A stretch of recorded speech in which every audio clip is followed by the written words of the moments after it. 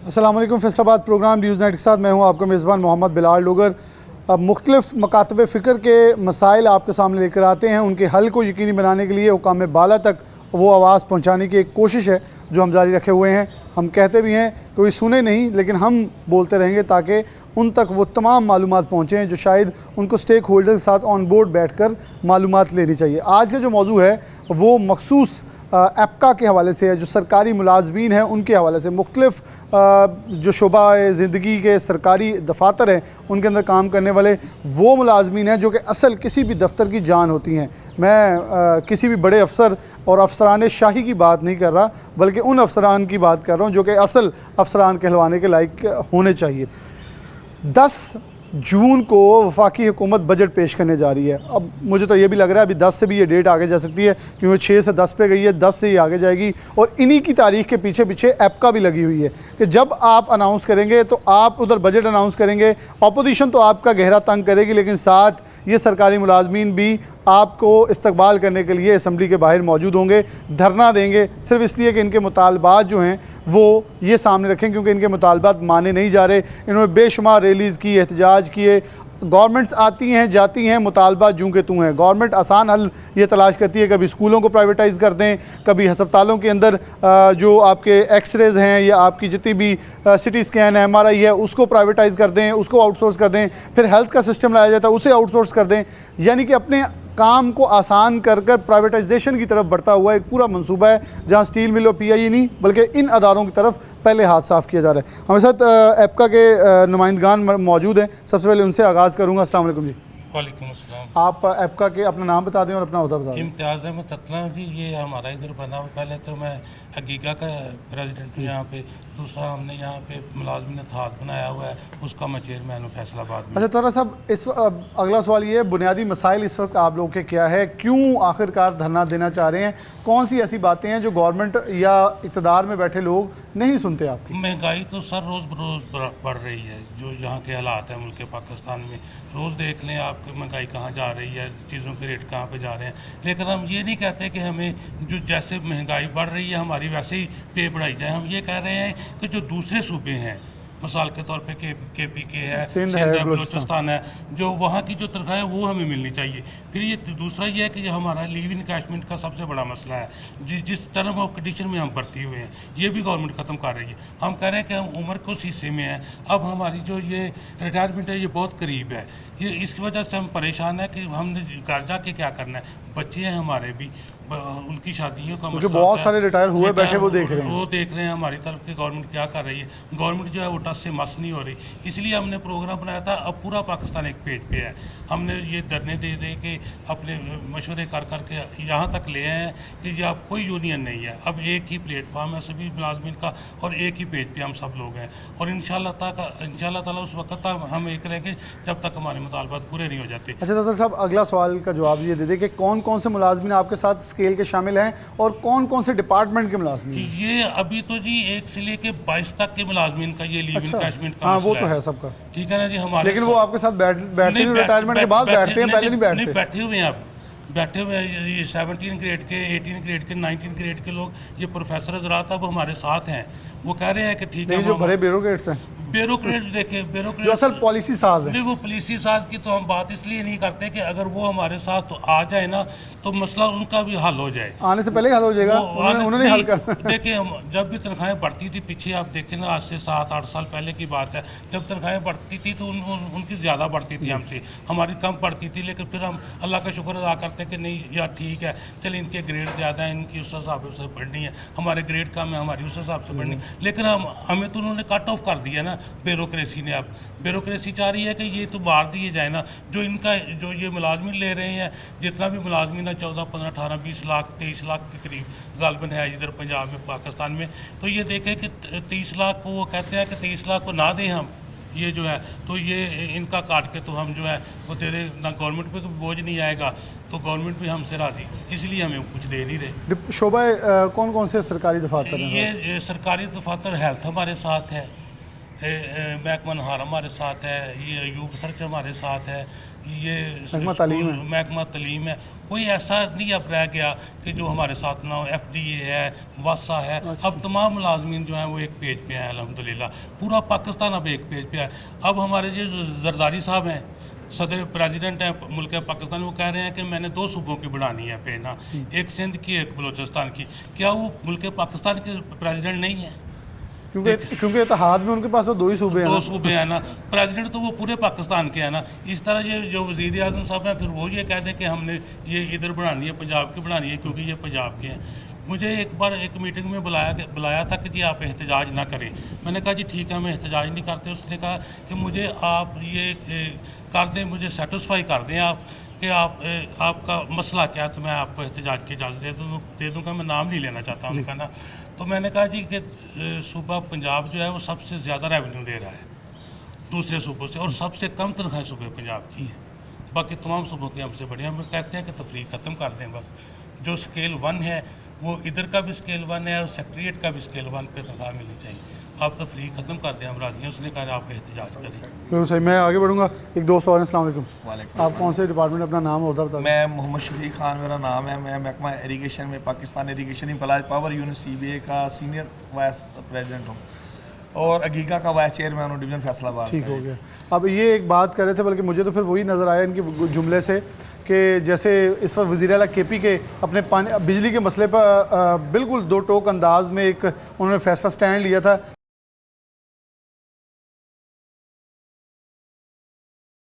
ऐसे को बंदा ढूंढे पंजाब में भी जो स्टैंड ले ले, तनख्वाहें बढ़ाएं, वरना हम नहीं चलते। फिर हमारे पास हर बंदा अपना अपना स्टैंड लेता नजर आ रहा है। हमारे पास दरअसल आते हैं, सियासतदानों से बात करते हैं, लेकिन आगे जाकर बात कोई नहीं करता। वो इसलिए कि आगे जाकर बात करने से मसले हल होते हैं, मसले बढ़ते नहीं हैं।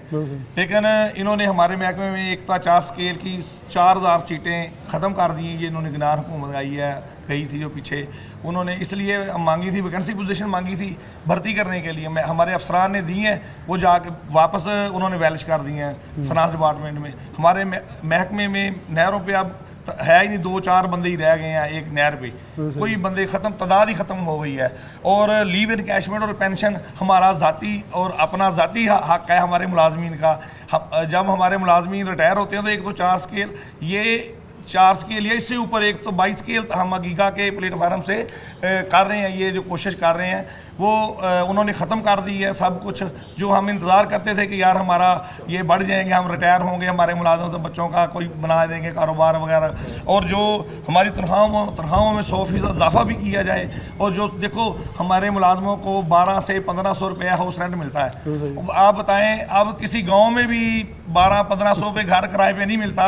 हमारे गाँव में ठीकरी वाला में मैं रहशी हूँ, उधर भी आज 10 से 15 हज़ार रुपये किराया है एक 4 मरले के मकान का।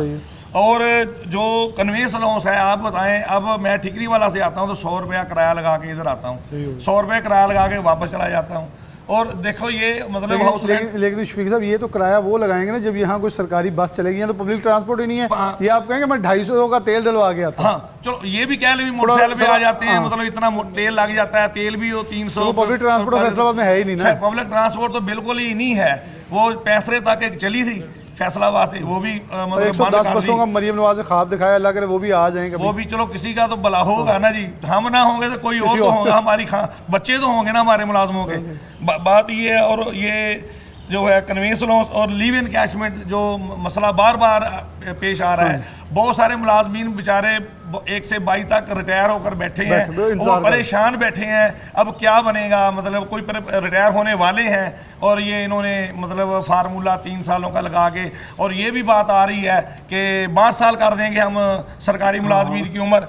ये हम इसके बिल्कुल ख़िलाफ़ हैं। 62 साल नहीं होनी चाहिए, 60 साल ही होनी चाहिए। इसलिए कि जो हमारे पूरे मुल्क के आगे औलाद है, जो बच्चे हैं पढ़ रहे हैं, वो फारग बैठे हैं। जब नए पुराने बंदे रिटायर नहीं होंगे तो वो नए बच्चे भर्ती कब होंगे? वो बैठे बैठे ऐसे ओवर एज हो जाएंगे। अगर वो ओवर एज हो जाएंगे और जो 62 साल 60 साल पर रिटायर होगा उसकी पीछे प्रमोशन वाले बैठे हुए हैं, वो प्रमोशन भी रुक जाएगी और वो 62 साल तक फिर वो उसी को देखता रहेगा। बस ये हमारा तो अल्लाह ही परेशान हाल है। और हमारे मतलब हमारी हुक्मरानों को कोई सोच नहीं आ रही। देखो ना, उन्होंने 1 अरब इधर दे दो, 1 अरब उधर दे दो, वो MNAs को दे दो, वो दे दो, वो दे दो, लेकिन मुलाजमीन देखो, मुलाजमीन ने 300 अरब रुपया इकट्ठा किया है, उसमें टैक्स में दिया है, एक्सपोर्टर से ज़्यादा टैक्स मुलाजमीन में दिया है, और भट्ठा भी मुलाजमीन का ही बिठा रहे हैं ये। और दूसरे जो प्रॉपर्टी टैक्स है वो इंडस्ट्री वाले हैं, उनका टैक्स नहीं है, हमारे ऊपर हमारे मुलाजमों ने टैक्स दिया है 300 अरब रुपये, वो मौजूद है, वो मतलब सबको नज़र आ रहा है, बार बार टीवी में मीडिया में बता रहे हैं अभी सबसे ज़्यादा मुलाजमीन, और कहते हैं सबसे ज़्यादा मुलाजमीन को फांसी दे दो। बिल्कुल सही है। शफीक साहब की भी मुतालबात और सारी चीज़ें सामने आ गई। एक दोस्त और हैं, अस्सलाम वालेकुम जी, वालेकुम आपका नाम सलाम। और होता? जी, मेरा नाम अकबर भट्ट है, यूब ज़राई तहक़ीक़ाती अदारा जंग रोड फैसलाबाद से मेरा तल्लक है, वहाँ जनरल सेक्रेटरी हूँ मैं, senior vice chairman all government employees grand alliance जिसको अगीगा कहते हैं वो हूँ मैं, सीनियर नायब सदर एपका ज़राअत पंजाब हूँ मैं।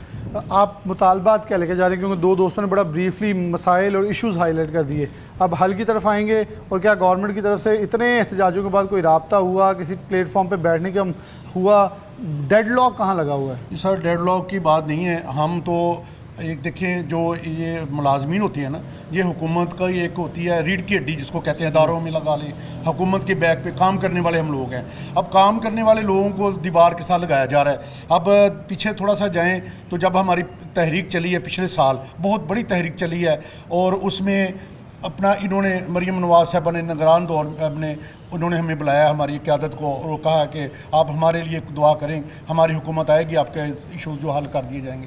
फिर रिसेंटली इलेक्शन आया है, 6 फरवरी को दोबारा मैडम ने उधर अपने घर जाती उम्रा बुलाया, बुला के उनको यकीन दहानी कराई है, कहते हैं हमारे लिए वर्किंग करो। मैं गवर्नमेंट में हम मांगे आपका लीव इनकैशमेंट वाला मामला, जो पेंशन वाला जो तहफ़्फ़ुज़ात है, सारे हम दूर कर देंगे।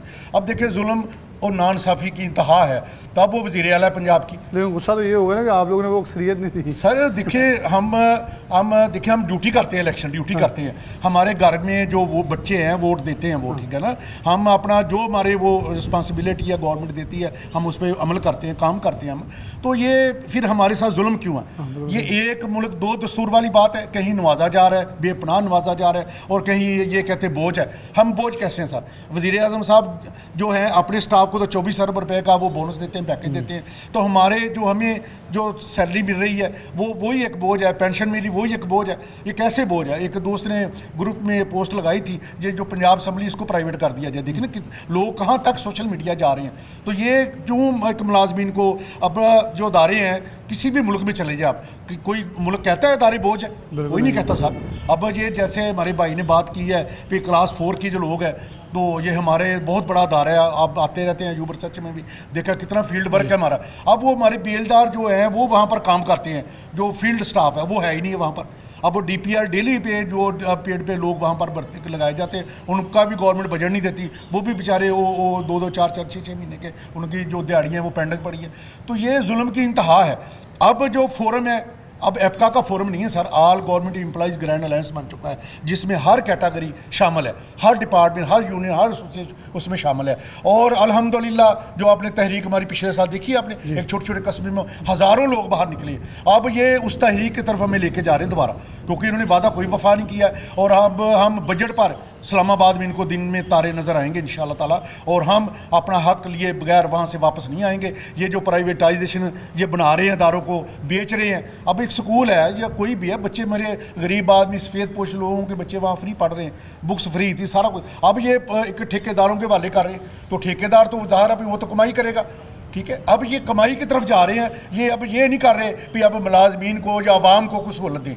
अब आज़ाद कश्मीर में देखें कितनी बड़ी लोगों ने कुर्बानी दी है, गिलगित बिल्तिस्तान में लोगों ने कुर्बानी दी है, वहाँ कैसे इन्होंने 6 रुपये यूनिट कर दिया, वहाँ कैसे 2000 रुपये इन्होंने मानो आटा कर दिया वहाँ। इसलिए जब आवाम कुर्बानियाँ देगी तो इनका रास्ता बंद होगा, इनके जुल्म के जो ज़ाब्ते हैं ख़त्म हो जाएंगे। मसला ये है कि सितम ये है कि पंजाब सबसे ज़्यादा कुर्बानी देने वाला, सबसे ज़्यादा रेवेन्यू देने वाला, तो यहाँ के अवाम बेहिसी है।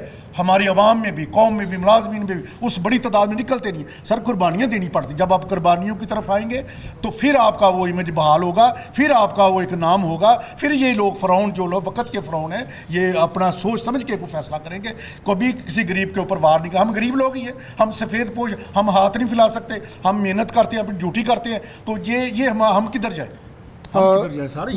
ये निज़ाम, ये इसकी निज़ाम की वापसी होनी चाहिए। ये एक मुल्क में दो दस्तूर नहीं होने चाहिए सर। एक मुल्क में दो दस्तूर नहीं होने चाहिए। भट्ट साहब ने अपना मौक़िफ़ रखा, ततला साहब, शफीक साहब मौजूद थे। बहुत ही ब्रीफली अपने अपने बेसिकली तो एक प्लेटफॉर्म के अंडर है, लेकिन अपने अपने शोबा ज़िंदगी से और अपने अपने मौक़िफ़ को सामने रख रहे थे। एक ही मसला है, वो कह रहे हैं कि हुकूमत पाकिस्तान बजट के ऊपर जब जाएगी तो हम भी सामने खड़े होंगे कि वो बजट कैसे पेश करते हैं, क्योंकि जिस बजट में इनका कत्लेआम हो रहा होगा, इनके लिए मखसूस चीज़ें जो इनके मुतालबात पूरे नहीं हो रहे होंगे, तो फिर हम वहाँ खड़े रहेंगे। क्योंकि अगर पाकिस्तान के अंदर रहते हुए दीगर लोग अपना हक ले सकते हैं सड़कों पर आकर, फिर हम भी ज़रूर निकलेंगे। एक ब्रेक लेते हैं, दोबारा हाजिर होते हैं।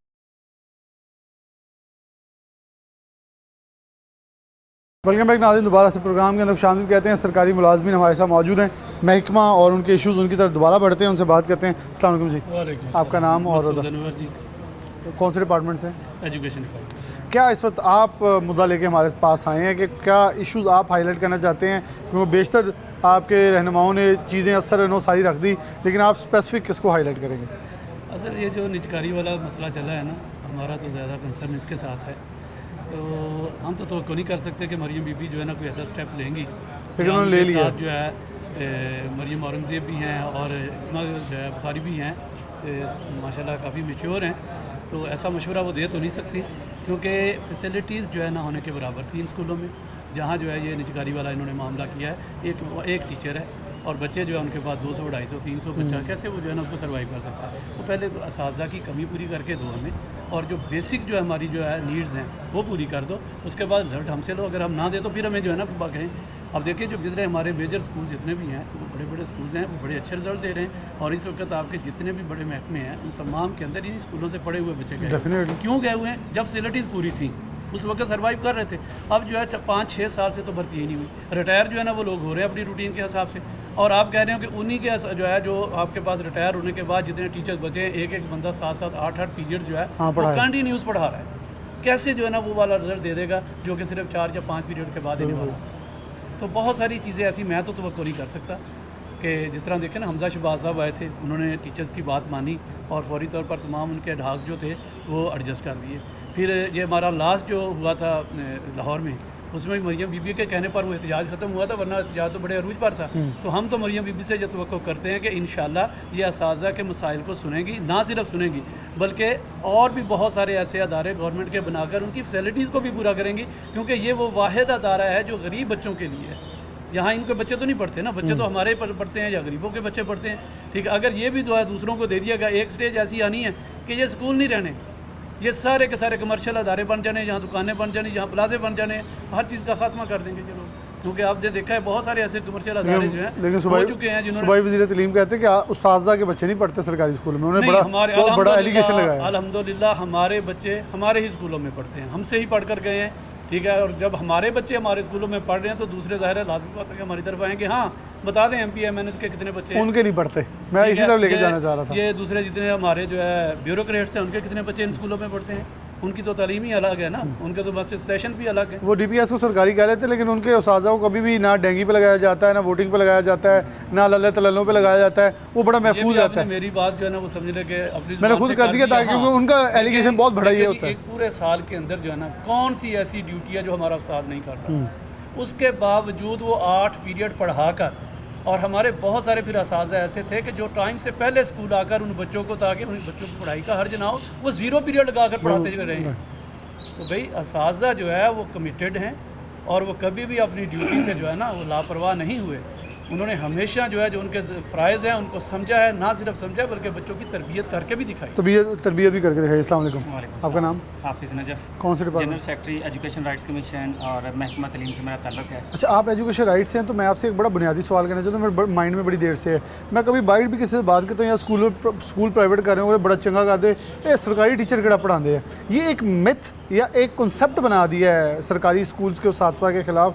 यही सरकारी स्कूल से जहाँ हम खड़े हैं, इन स्कूलों की इनके तालिब इल्म आज चीफ सेक्रेटरियों तक या उससे भी ऊपर गए हैं, लेकिन ये एक कॉन्सेप्ट क्यों क्रिएट कर दिया गया कि आप लोग कुछ भी नहीं करते?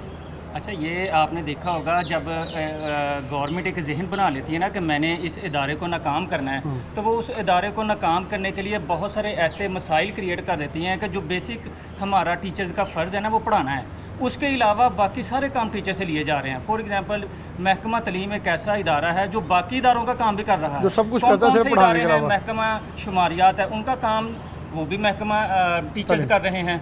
और जैसे मरदमशुमारी का भी हुई है, उसके अलावा इलेक्शन का काम है वो भी महकमा तलीम पूरा कर रहा है। क्यों कर रहा है ये महकमा तलीम का काम? तो सिर्फ बच्चों को पढ़ाना है, उनसे वो काम क्यों नहीं लिया जा रहा?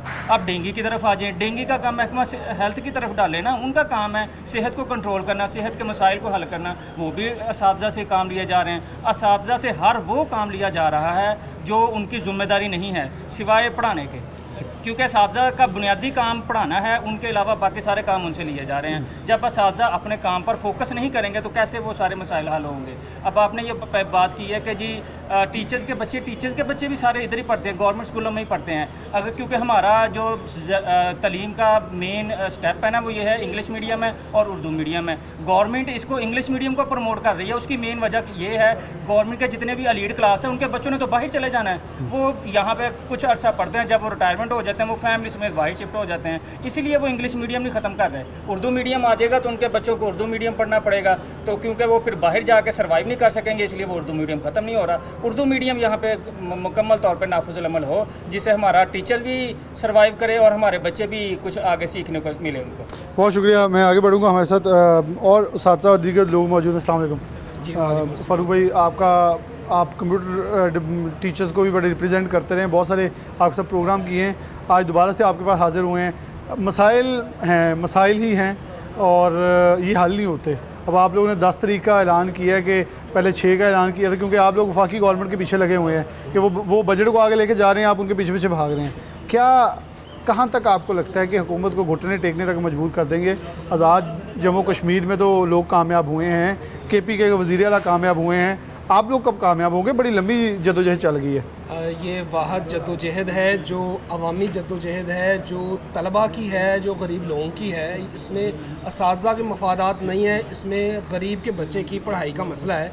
इसलिए हमारी तारीख़ की सबसे बड़ी जद्दोजहद ये है।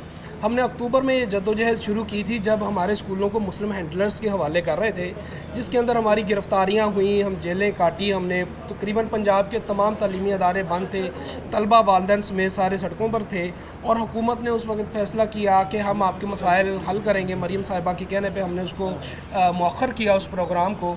अब दोबारा इनकी गवर्नमेंट आई है, हमने 2-3 माह जो है देखा कि ये अब एडजस्ट हो जाते हैं, लेकिन अफसोस इस बात का है कि जब ये आए हैं तो उन्होंने आते ही जो है ना जो वादा किया था उसको वफा करने की बजाय जो हमें जो है ना तालीमी अदारों को, गरीब बच्चों को उनका मुस्तकबिल छीनने की कोशिश शुरू कर दी गई है, जिसके लिए हम हर जो है ना प्लेटफार्म पर अपनी आवाज़ उठाएंगे। हमने पहले मरहले में ज़िलाई सतह पर एहतजाज किया है, लाहौर में भी एहतजाज किया है, 10 को हम इस्लामाबाद भी एहतजाज कर रहे हैं, और अदालती जितने भी हमारे ज़राए हैं हम सबको इस्तेमाल करते हुए किसी सूरत भी अवामी प्रॉपर्टी को जो है उसको ठेकेदारों के हवाले नहीं होने देंगे। ये आइन के आर्टिकल 20A की खिलाफ वर्जी है। रियासत की ज़िम्मेदारी है कि वो आवाम को फ्री बुनियादी तालीम फराहम करे। हमारे 1,21,000 असातिज़ा की कमी है, इसके बावजूद भी हम यहाँ पे जो है बेहतरीन तरीके से पढ़ा रहे हैं। एक टीचर 36 सब्जेक्ट पढ़ाता है, 5 क्लासों को पढ़ाता है, उसको नोबल प्राइज़ देना चाहिए था, आपने उसको उसके स्कूल को ही आप प्राइवेट कर रहे हैं। देखें, अगर एक टीचर, पहले ही पंजाब के अंदर 70 लाख तलबा जो हैं वो तालीमी इदारों से बाहर हैं, और आप मज़ीद प्राइवेटाइजेशन की तरफ जा रहे हैं जिससे मज़ीद नुकसान होगा। और हुकूमत की रिट तालीमी इदारों के अंदर, प्राइवेट इदारों के अंदर नहीं है। जब मुराद रास ने कहा कि 5,000 से ज़्यादा कोई फ़ीस नहीं लेगा तो सब लेते रहे, उसका नाम चेंज कर दिया उन्होंने, किसी और फंड की मदद में 15-15, 20-20 हज़ार सब लोग फ़ीस लेते रहे। अब इन्होंने छुट्टियां की हैं, लेकिन जो हमारे प्राइवेट अदारे वो सारे जो हैं इस वक्त ओपन है। हुकूमत ये समझती है कि अगर वो कोई भी पॉलिसी बनाती है उस पर अमल होगा तो ये गलत बात है। ऑटोमेटिकली अगर फ़ीस नहीं भी पैफ और पीमा में ली जाएगी, लेकिन स्टेशनरी के मद में उनसे मुख्तलिफ चीज़ों के मद में इतने पैसे लिए जाएंगे कि वो बच्चे जो है ना वहाँ पे पढ़ना उनके लिए महाल हो जाएगा, नामुमकिन हो जाएगा। हमारी हुकूमत से दरख्वास्त है, ये जो हमारे तालीमी अदारे हैं इनके अंदर असाज़ा दिए जाएँ। अगर रिज़ल्ट नहीं आते तो फिर हाँ आपको ये जवाज़ बनता है। आप अपनी नाअहली की वजह से, आप पिछले 30 साल से यहाँ पे गवर्नमेंट में हैं, तो आप 30 सालों में अगर ये तालीमी अदारों को बेहतर नहीं कर सके तो ये आपकी नाअहली है। आप उस्ताद नहीं दे सके, ये आपकी नाअहली है। आप टैक्स वसूल करते हैं और आप तालीम का हक़ नहीं छीन सकते। मेरी फिर गुजारिश है आपसे कि आप ये तालीमी अदारे हमें वापस करें। दूसरा, हमारे जो पहले जो उस्ताद हैं जो जिनसे आपने वादा किया था, पिछले 5 साल से आप वादा कर रहे हैं, 10-10 साल उनकी सर्विस हो चुकी है। जो हमारे एसएससी और एईओ हैं जिनको आपने मुस्तकिल करने का वादा किया था, आपने अभी तक मुस्तकिल नहीं किया। जब आप अपोजिशन में थे तो आपने उस वक़्त असम्बली में सदा बुलंद की थी कि इन उस्ताज़ा को सड़कों पे क्यों लाया गया है और इनको मुस्तकिल किया जाए। अब भी आपने जो है वादा किया, लेकिन अभी तक ये उस्ताज़ा मुस्तकिल नहीं हो सके। तो ये बजाय इसके कि आप जो हमारे ये जो तालीमी अदारे हैं इनको बेहतर करें, आप इनकी जो है निजकारी की ठेकेदारों की हवालगी के लिए एक प्लान तरीके से जो चल रहे हैं, इसको हम किसी सूरत कबूल और नहीं करेंगे और ना इसको हम कामयाब होने देंगे। इसको कामयाब नहीं होने देंगे। अस्सलाम वालेकुम जी, आपका नाम? मेरा नाम सूफी अब्दुल हफीज़ है। सूफी साहब, एक बड़ा बुनियादी सवाल है जो मेरे जहन में फ़ारूक भाई की बात आया है कि एक गवर्नमेंट थी पीटीआई की, अब है नून लीग की। एक ही अदारे के साथ ये प्राइवेटाइज़ कर रहे थे, एक ही अदारे के साथ ये प्राइवेटाइज़ कर रहे हैं। ये बड़ा इश्तियाक की बात नहीं है, इत्तेफाक की बात कि कभी भी ये दोनों जमातें एक मौक़िफ़ पे इकट्ठी नहीं होती। लेकिन देखें, आप लोगों के ख़िलाफ़ या आप लोगों के मौक़िफ़ पे एक चीज़ पे डट गई हैं। ये तो हुस्न इत्तेफाक है, पाकिस्तान में किसी एक मौजू पे तो इकट्ठे हुए हैं। ये आपका सवाल बहुत अच्छा है और ये वैलिड भी है, क्योंकि इन्होंने IMF की जो शराइत है उनको कंटिन्यू करना है, चाहे वो नून लीग हो चाहे वो PTI हो। इन्होंने छोटे मुलाजमीन को ही यानी कत्ल करना है और उनके बच्चों को कत्ल करना है। ये एजुकेशन का मामला है। फ़ारूक भाई की बात को मैं कंटिन्यू करूँगा कि एजुकेशन जो है ना वो हमारा बुनियादी हक़ है, हेल्थ हमारा बुनियादी हक़ है, लेकिन हमसे छीना जा रहा है कि आप प्राइवेट इनको करके इनकी जेबें खाली करें और ये जो अलील्ड क्लास के लोग हैं वो ही पढ़ें और गरीब का बच्चा पढ़े ही ना। तो ये सिलसिला ये कंटिन्यू है दोनों जमातों के लिए, जो भी आगे भी जो आएगी और हमारी वो यही करेगी। तो इसलिए हमें IMF से जान छड़ानी चाहिए, अपने पैरों पे खड़ा होना चाहिए और अपने पाकिस्तान को खुशहाल बनाना चाहिए। मेरे यही। बहुत शुक्रिया। अस्सलाम वालेकुम। अच्छा, ये अपना मौक़िफ़ इनका हुआ, तो यहाँ बहुत सारी चीज़ें जो हैं वो मुख्तलिफ़ पहलुओं में रखी। मैं सूफी साहब की बात से थोड़ा सा आगे चलूँगा। IMF ने एक मौक़िफ़ दिया था, उन्होंने कहा कि हम चाहते हैं पाकिस्तान में जो हमें पैसे वापस करने हैं उसके लिए रोज़गार, उसके लिए मौक़े पैदा किए जाएँ।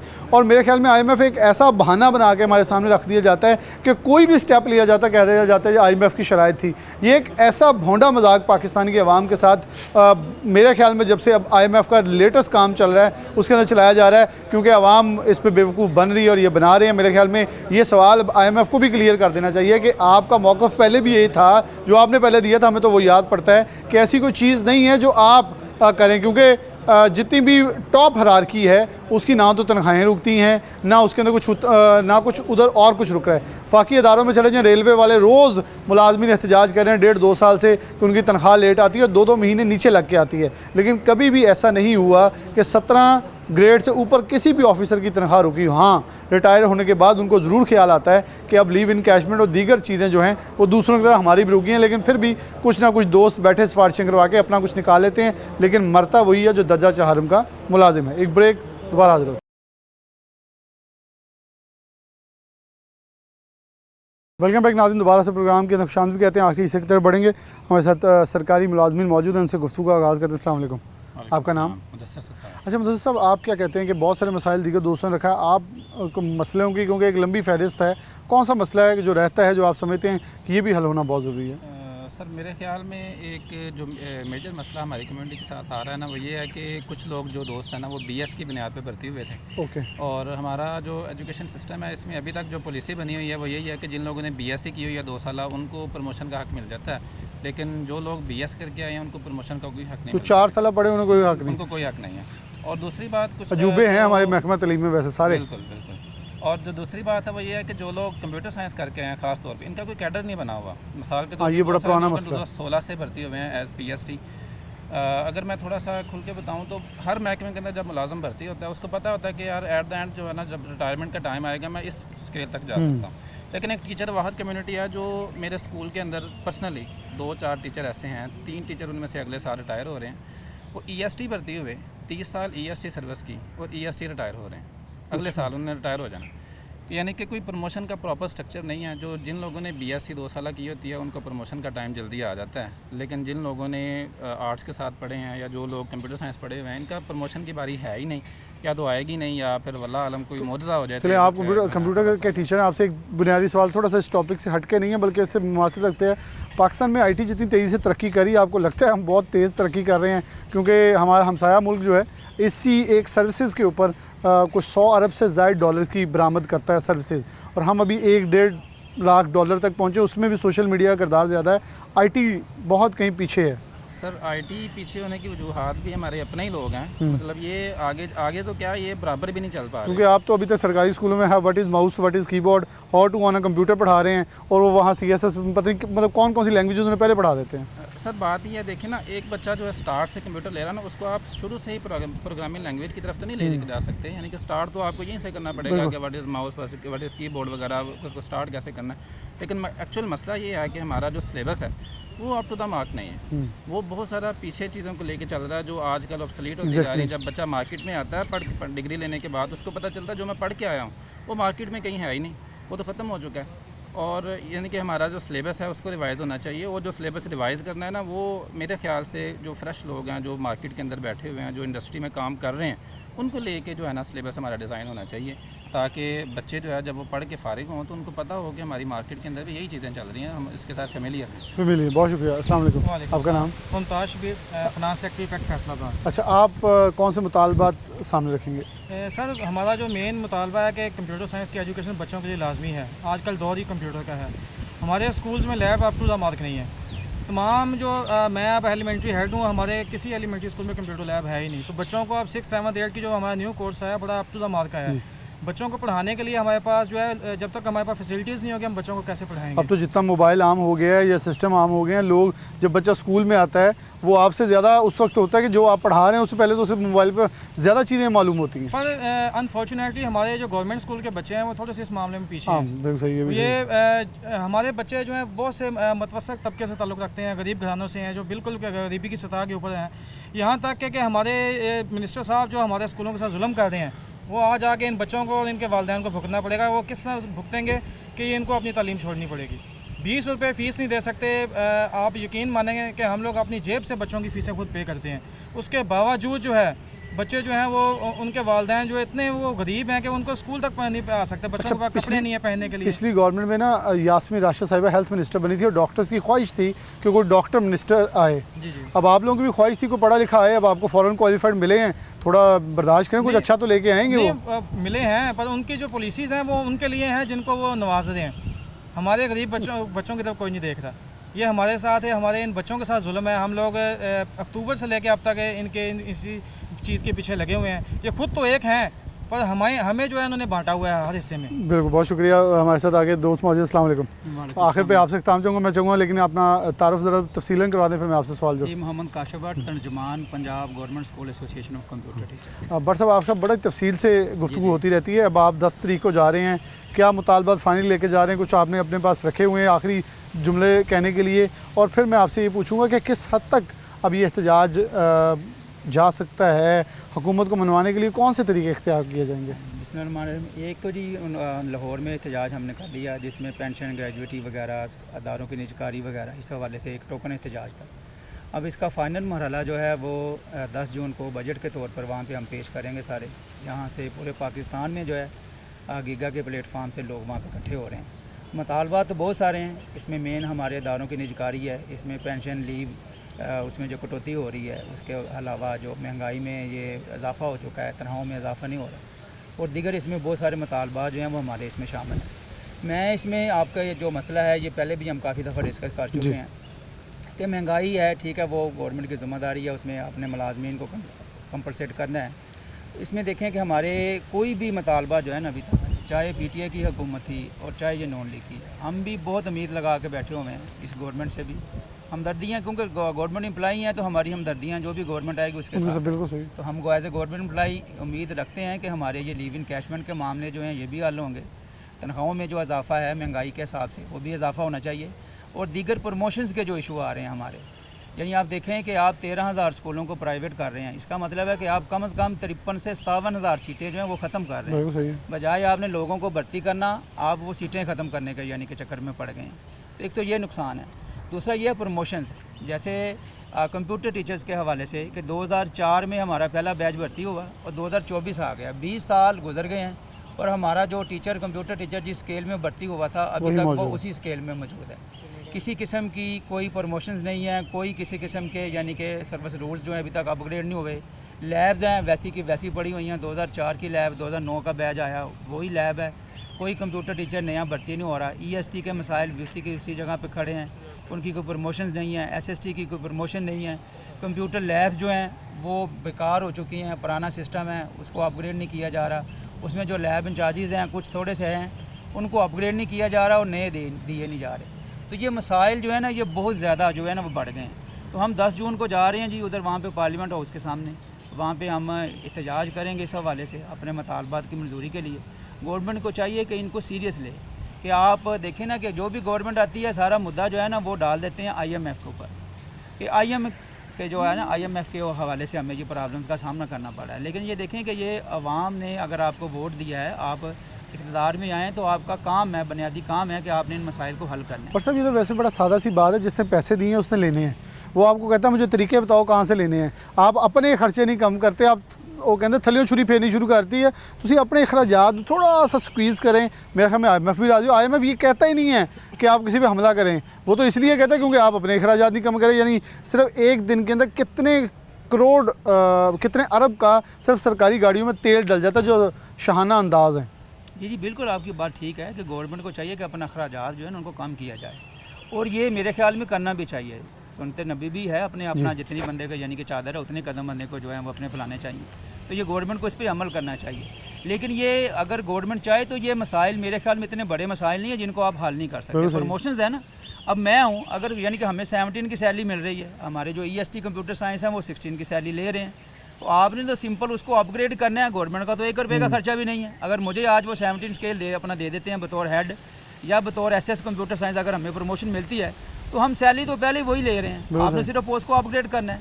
तो ये मकसद सिर्फ ये है कि अगर ये बैठेंगे स्टेक होल्डर के साथ मीटिंग करें, हम आपको इससे ज़्यादा अच्छे मशवरे जो हैं और बाकी जो हम मिल बैठ के अच्छा यानी कि इसका कोई ना कोई लाइमल निकाल सकते हैं, बजाय ये कि आप हमें एहतजाज की तरफ माइल करें, फिर वही पुराना सिस्टम शुरू हो जाएगा, एहतजाज होगा। ये मसले का हल नहीं है।